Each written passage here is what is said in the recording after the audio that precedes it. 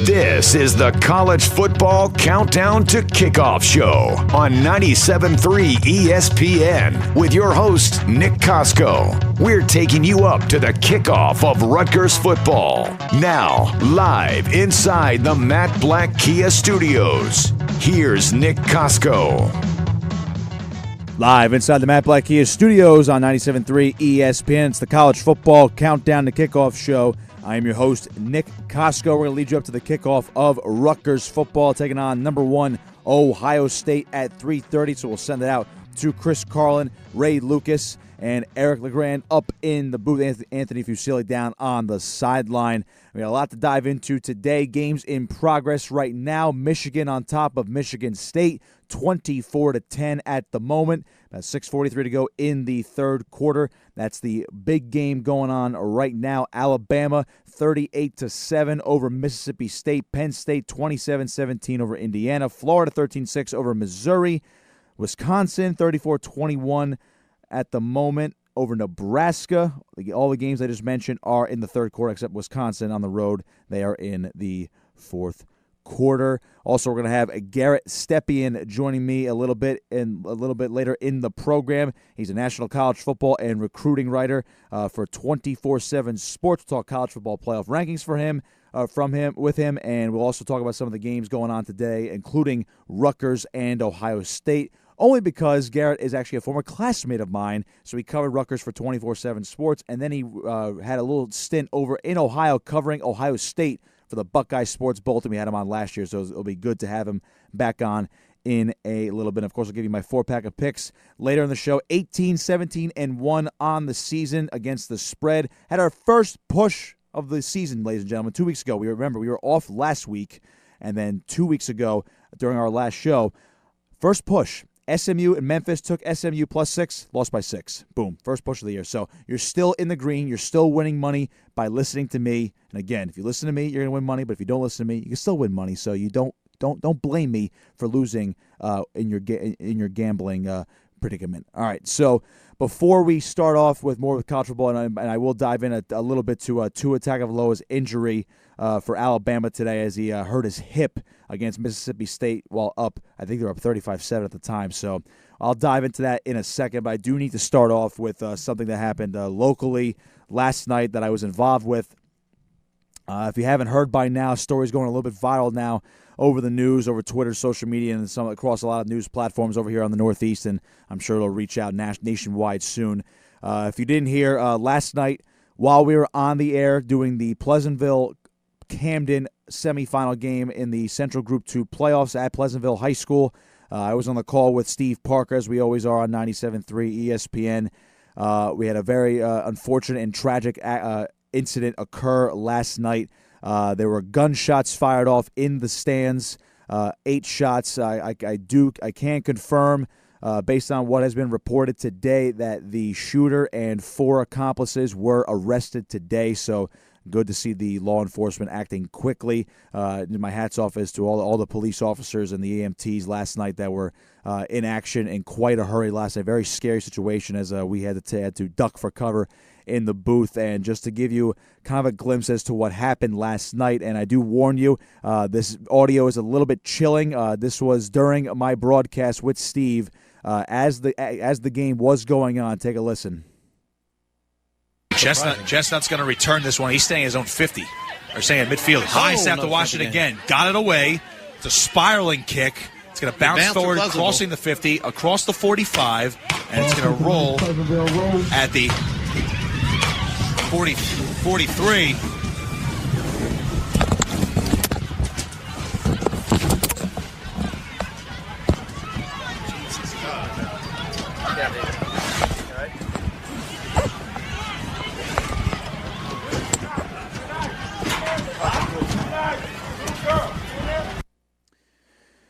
That was the immediate aftermath of what happened last night. That is out there. I did tweet that out as well, just so it is out there. You know, I have to report on what happened. There was video evidence, and I just need to add some context to last night just to, you know, explain what happened last night. And I do want to let everybody know that I am okay, more than okay. I'm really, my heart really just goes out to the victims from last night, namely a 10-year-old boy was shot last night. He is currently in critical condition. 15-year-old was grazed with a bullet, and another 27-year-old male was also shot last night. He is stable, though, so those 3 victims, and my heart goes out to all of them and all the families affected. And, of course, my heart goes out to the players on both sides for Pleasantville and Camden, as you just never want to see something like that ever happen in any circumstance. And the last place you think it would happen would be during a high school football game where communities come together, and then high school football is designed for communities to come together and celebrate these kids' accomplishments, from the coaches to the players to the cheerleaders and the parents and the siblings and all the families and the community members. It was a great night that unfortunately was marred in tragedy last night.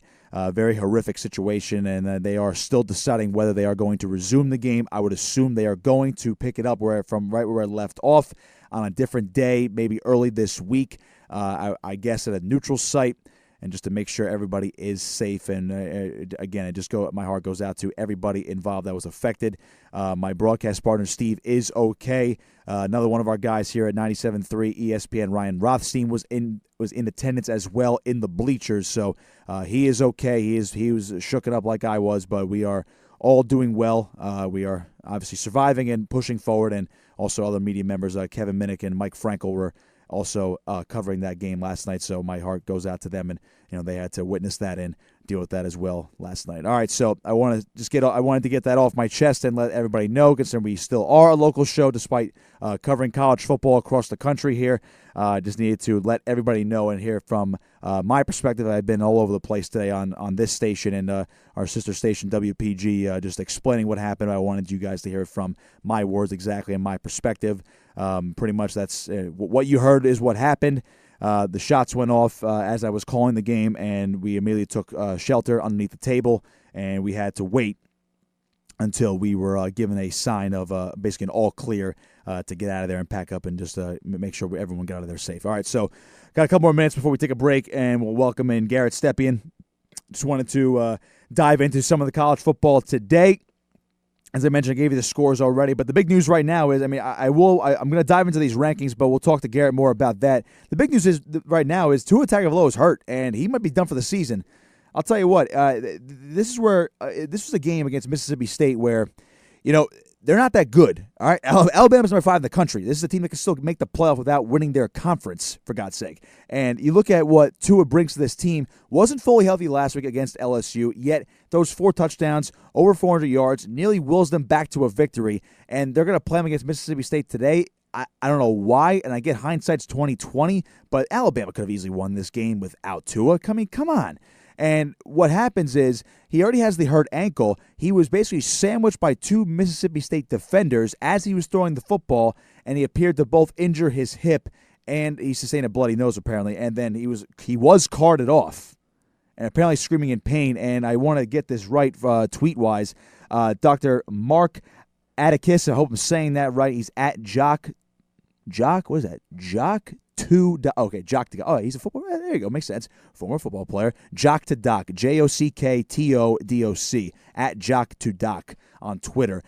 He reviewed the injury video, and Dr. Mark Atticus says mechanism consistent with posterior hip subluxation leads to labral tear surgery. Probable season likely over. So if Tua's season is likely over, folks, you can say goodbye to Alabama from making the college football playoff this year. And correct me if I'm wrong, but this would be the first time ever that they would actually miss the Final Four.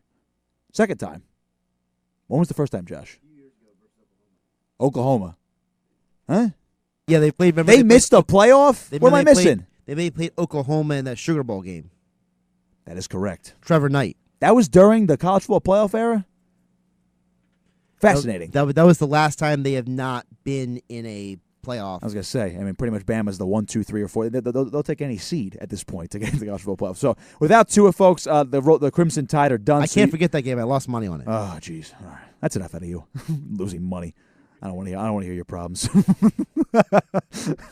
All right, Roll Tide out the door, away from the college football playoff. Goodbye, Alabama. I would love to see them back in because I'm actually one of the few Alabama supporters around here in New Jersey. But goodbye, Alabama. Goodbye, Tua. I hope you go to the NFL next year. Don't come back to college. You already got hurt twice. Go to the NFL next year. You're going to be the number 1 overall pick. For the love of God, please. Nick Saban, don't force him to stay at college. You have his younger brother. That's all you need. All right, we're going to step aside. I'm going to take a quick break. On the other side, Garrett Stepien is going to join me. We'll talk college football playoff, and we'll talk Rutgers, Ohio State. He's looking at Penn State, Indiana today as well, so we'll dive into all that and more on the other side of this break. Make sure to keep it locked here. You're listening to the College Football Countdown to Kickoff show right here on 97.3 ESPN. This is the College Football Countdown to Kickoff show with Nick Costco on 97.3 ESPN and the free mobile app.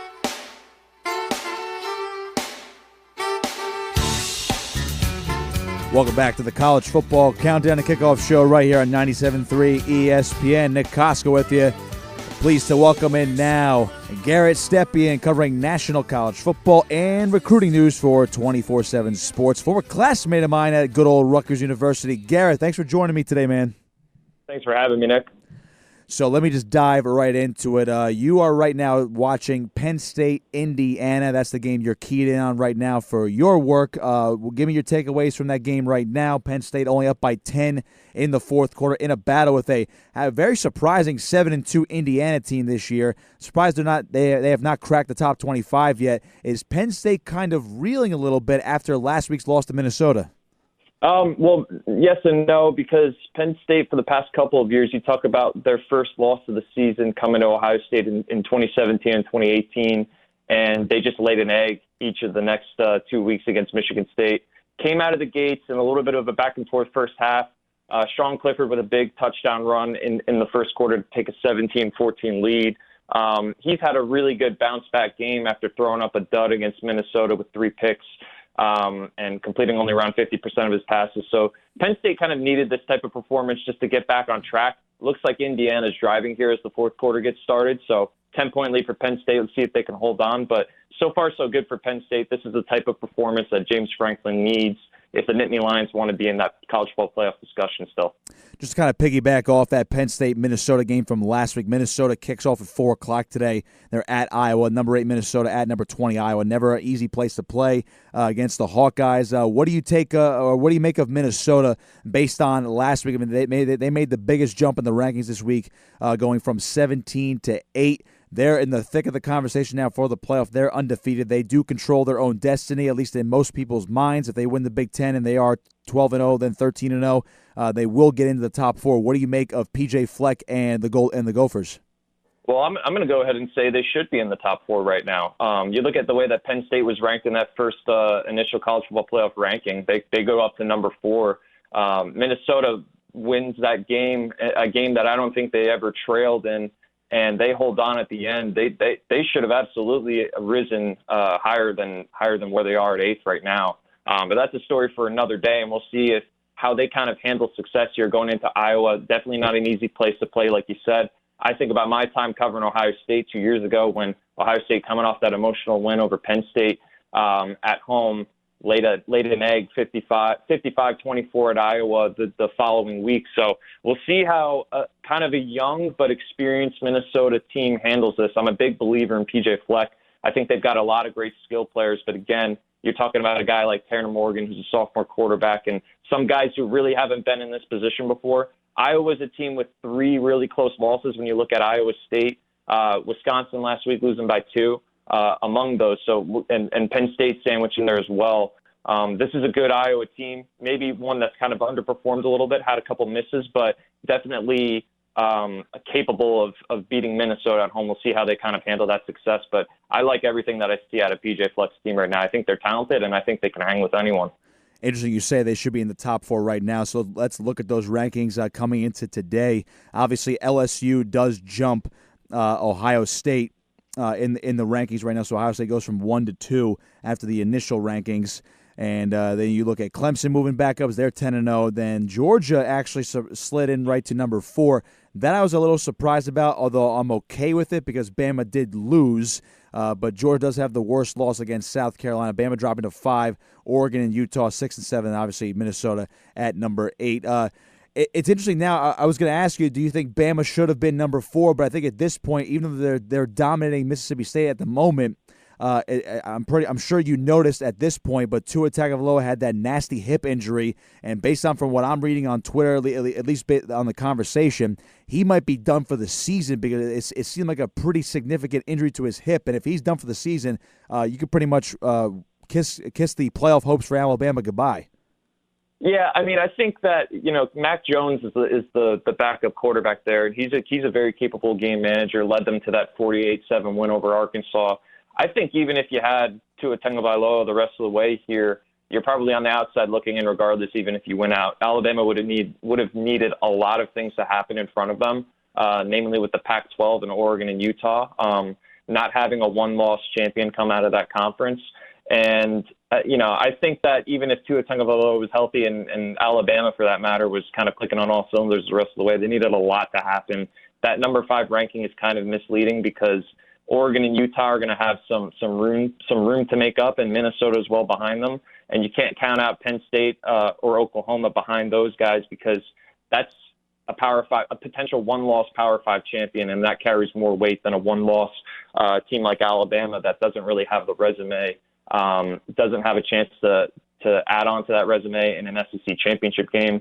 They're going to be boxed out by LSU coming out of the West Division. So I think regardless, even if they had Tua, they would have some ways to go if they were going to try to make a case. But obviously this kind of hurts that argument in a sense because the committee has said oftentimes that they look at how a team, and they were going to factor how a team has handled injuries, Tua being one of those guys.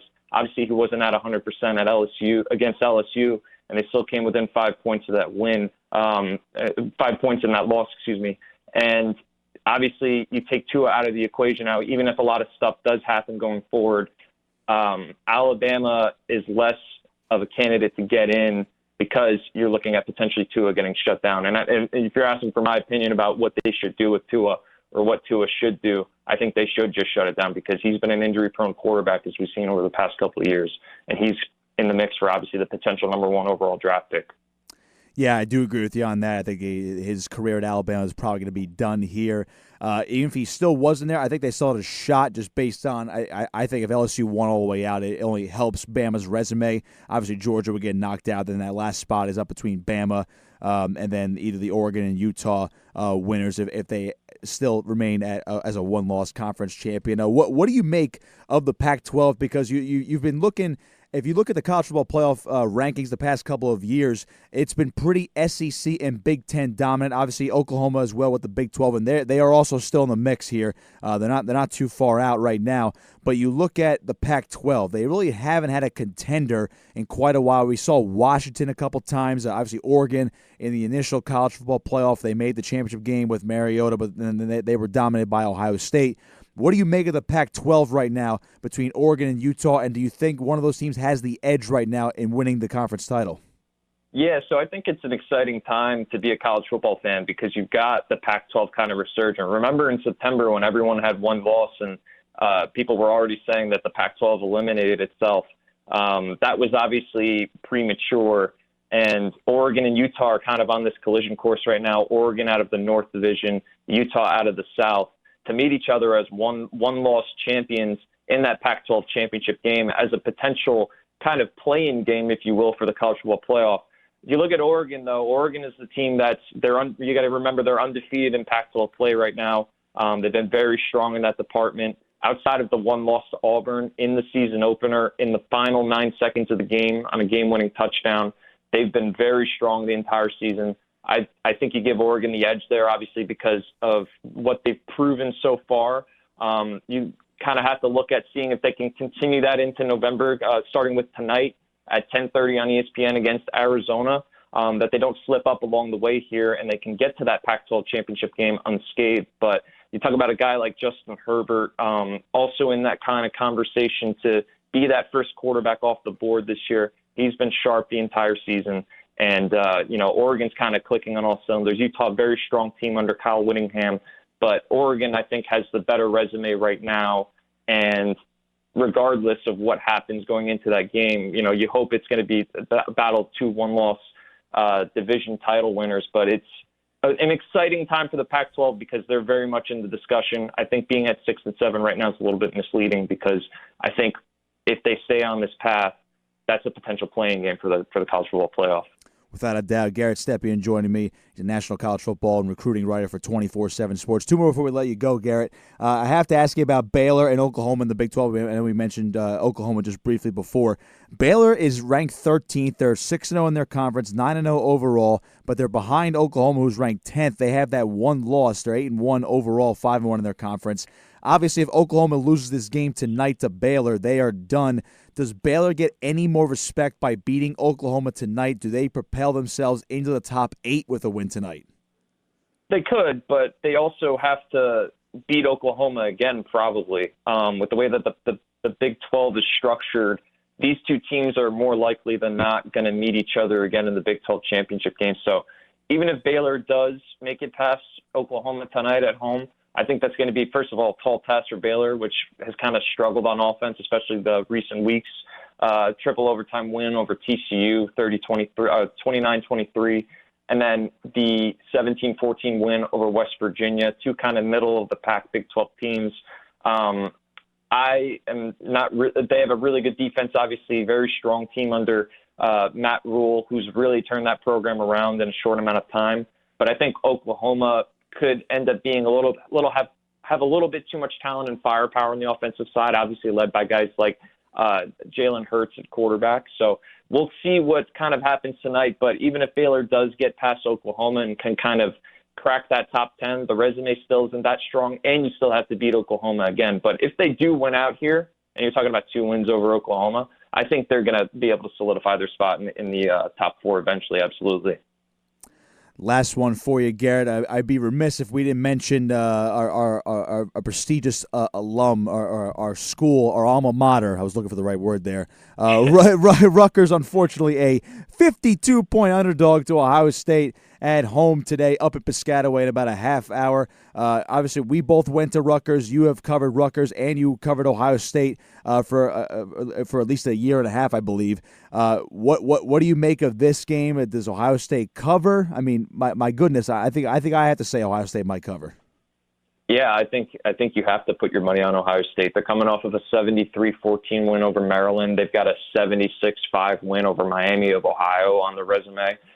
They've just blown out teams, consistently dominant, and I don't see why there's any reason to think they won't do the same against Rutgers. Even if you're talking about when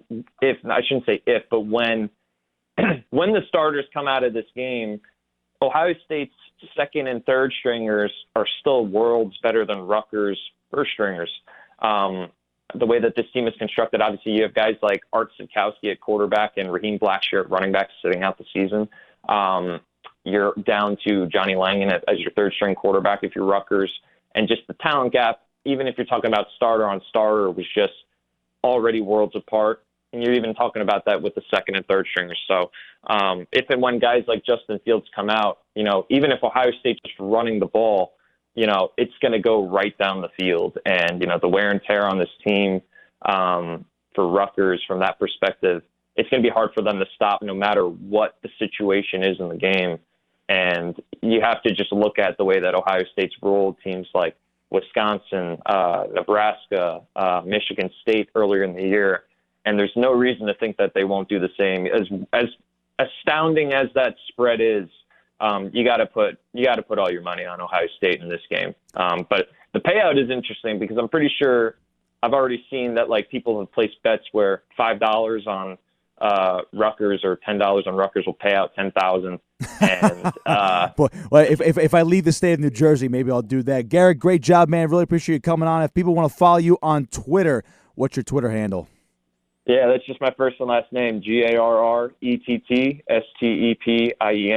Nick, thanks a lot for the time. Really appreciate it. Hey, man, you're the man, as always. Hope to have you on again. Have a good rest of your day, and enjoy the end of that Penn State-Indiana game. Yeah, for sure. Thanks, man.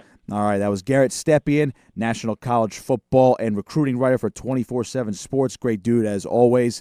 Love having him on. fantastic classmate of mine as well. He had a brief stint at WRSU, the student radio station. Then he went over to the Targum and did all that other good stuff. But obviously, great at his job, and I'm glad he is now back home on the East Coast. All right, we're gonna step aside, take a quick break. On the other side, I'll give you my picks as we'll wrap up things here on the College Football Countdown to Kickoff show before we lead you into Rutgers, Ohio State, right here on 97.3 ESPN. This is the College Football Countdown to Kickoff show on 97.3 ESPN with your host, Nick Costco. We're taking you up to the kickoff of Rutgers football. Now, live inside the Matt Black Kia Studios, here's Nick Costco.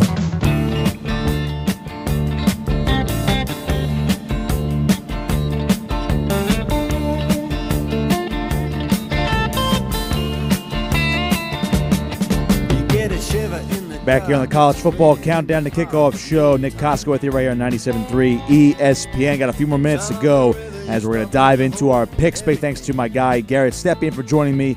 And you can, if you missed that interview, obviously we're talking about live games at the moment, but if you missed that and you want to hear it, I will have my show on demand on my YouTube page. I'll tweet it out. Follow me on Twitter at Nick Costco59, NickKosko59. Find me on Twitter. I'll put that out and also put it on my Facebook page if you follow me on there as well. All right, picks today, and we do the Rutgers game last. I kind of spoiled it already, what I was going to do, but we will still do it last, as always, on this show. 18-17-1 on the season. Had our first push 2 weeks ago when we were last on the air. SMU and Memphis. I took SMU +6, and of course they indeed lost by 6. And before we dive in my picks real quick, scoring update, Penn State, number 9 Penn State. And also, 2 corrections. I'm pretty sure I said number 1 Ohio State at the start of the show. They're number 2.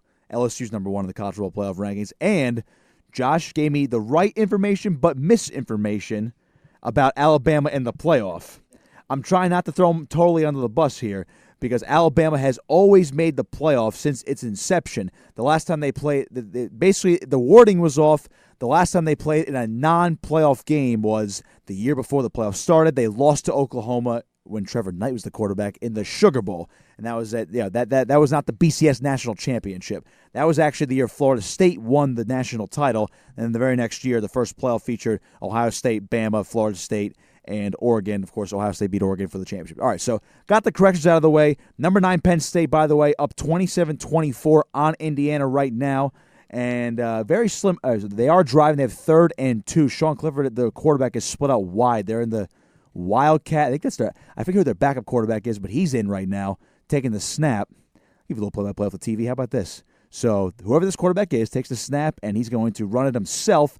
And looks like he stopped short of the line of gain. Indiana trying to hang on and get an upset win over Penn State on the road. They're trailed by 3. It's 4th down for the Nittany Lions, and they're at the Indiana 23-yard line, it looks.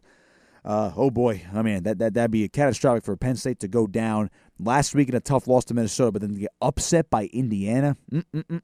You do not want to see that. Actually, I take that back. You hate to see that in my sarcastic tone. Alabama 38-7 over Mississippi State. You know about the injury to Tua Tagovailoa. Florida up 23-6 on Missouri. Michigan rolling away from Michigan State 34-10. Oklahoma up 31-6 on Oklahoma State up 31-6 on Kansas. Notre Dame and Navy just kicked off. Notre Dame up 7-0 with 4 minutes to go in the first quarter. Wisconsin beats Nebraska 37-21, and Penn State just did get the first down. They went for it on 4th down. Games coming up at 3:30. Wake Forest, Clemson, Georgia, Auburn, Memphis, Houston, Texas, Ohio, Iowa State, West Virginia, Kansas State, Minnesota, Iowa, LSU, Ole Miss, Cincinnati, South Florida, Oklahoma, Baylor, Appalachian State, Georgia State, UCLA, Utah, New Mexico against Boise State, and Arizona against Oregon. Those are your ranked matchups. Now we'll dive into our picks. Got about 3 minutes to go. First pick of the day, I mentioned it already, number 8 Minnesota at number 20 Iowa. Minnesota is a 3-point underdog on the road. That's to be expected. I know they're right now the better team on paper in terms of record and ranking, but they're going into Kinnick Stadium at Iowa. Very tough place to play for no matter who it is. You remember Ohio State lost in that stadium a couple years ago in an upset loss. I'm pretty sure Penn State's lost there in the past couple years as well. Iowa just so tough, so disciplined. They're a top 20 team for a reason, but I like the way PJ Fleck has his team rolling right now, so row that boat, baby. Put your money on Minnesota +3 today at Iowa. That's our first game of the 4-pack of picks. Next game, bit outside the box. I was trying to give you the big games of the day, but again, we're on the air at 2:30, so I can't give you my picks for games that started at noon. Then you say, Nick, you didn't pick those. You didn't pick those. There's no way you're going to get those right or get credit for those. You're just cheating. There's no way. Sorry, folks. This is why I do this for you. I'm being honest here. Wyoming at Utah State. You heard me. Wyoming at Utah State. Utah State's a 4.5-point favorite at home. Give me Utah State. Wyoming doesn't have Josh Allen anymore. Wyoming's bad. Really bad. I don't know much about Utah State either, but they can't be as bad as Wyoming. Utah State -4.5. Third game, number 4, Georgia at number 12, Auburn. I'm a big fan. I've always been a big fan of Georgia since Jake Fromm has been the quarterback, because I love Jake Fromm. And Georgia now has a chance to get back into the, well, they are in the playoff mix right now at number 4, but they are trying to solidify themselves as a legit contender because they do have that awful loss to South Carolina. I mean awful loss to South Carolina earlier in the season. So they're at number 12, Auburn. This is going to be a very, very difficult game. If Fromm can step up for this game, I think Georgia will win the football game. Auburn, number 12, they cannot make the they cannot make the conference championship game. So unless LSU loses like 3 games, and obviously Auburn will have to win out. But Auburn is number 12. They're not going to make the playoff. Georgia has their playoff lives on the line. Give me Georgia -2.5. They're a road favorite. Dangerous, and I hate taking road favorites, but for some reason, I like this one today. And you're going to say, Nick, you hate taking road favorites, but you're favoring Ohio State today, and they're a 52-point favorite on the road against Rutgers. Well, yes, folks, but because that's in Piscataway. It's at Rutgers. I can make fun of my own school right now. Number 2, Ohio State at Rutgers, -52. 52! Oh, my God. Ohio State's going to cover. Ohio State's going to cover. It's going to be miserable. And hopefully Rutgers has Greg Schiano hired and brought back in the middle of next week. So Minnesota +3, Utah State -4.5, Georgia -2.5, Ohio State -52. That's going to do it for me. Big thanks to Garrett Stepien for joining me today talking college football. The games are going on. Enjoy the rest of them today. We're going to lead you into Rutgers, Ohio State. Send it out to Chris Carlin, Ray Lucas, Eric LeGrand, and Anthony Fusili. Thanks to Josh Hennig for pushing all the buttons today. I am Nick Costco saying so long. We will see you back next week. Rutgers kicks off at noon at home against Michigan State, so we'll be on the air at 11 a.m.